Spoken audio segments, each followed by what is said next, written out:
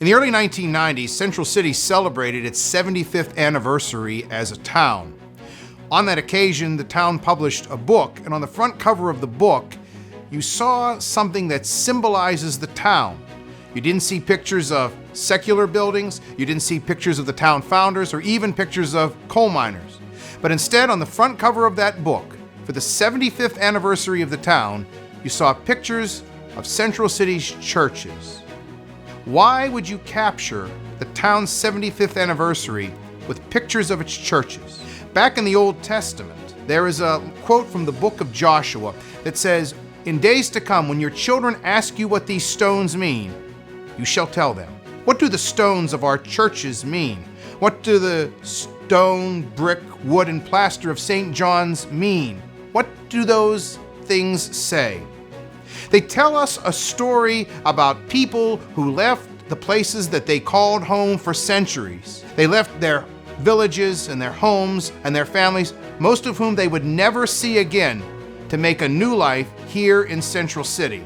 They tell you about how they came to a place where they entered a different culture and were paid very little for backbreaking work, crawling on their hands and knees in dangerous mines. They tell of how the people who built this church were often rejected and even dehumanized. But this church also tells us about the triumph of their faith, a place where they found quiet, sanity, and rest, a place where their souls were nourished, a place where cherished ethnic traditions with all of their beauty and texture could thrive again, a place where life made sense, a place where they weren't profoundly isolated or alone, a place where the most important events of life, birth, marriage, joy, sorrow, death, and even resurrection were lived with vibrancy and eternal purpose.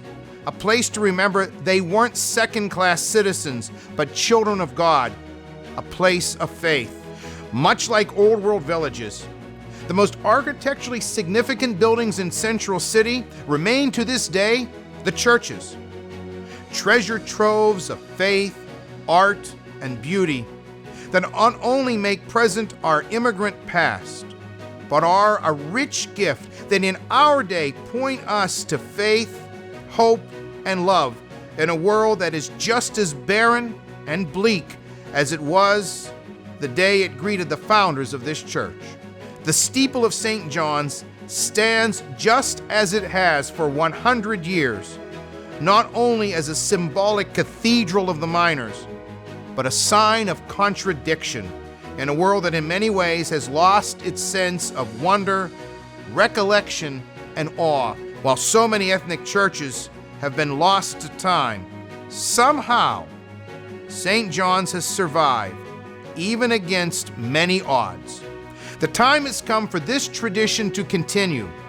You are being given the honor to help further the mission of our immigrant ancestors in a real way by restoring and renewing this church. Part of the restoration will include a mural in the vestibule depicting the lived experience of faith in the Old World and here in the coal fields of Western Pennsylvania. That mural will help to tell the story of countless souls who have prayed here and have been refreshed. Won't you please join them in helping to further their mission to add beauty to a world that desperately needs to see it? May God bless you for your generosity and kindness in helping to restore all things in Christ, a mission that truly matters.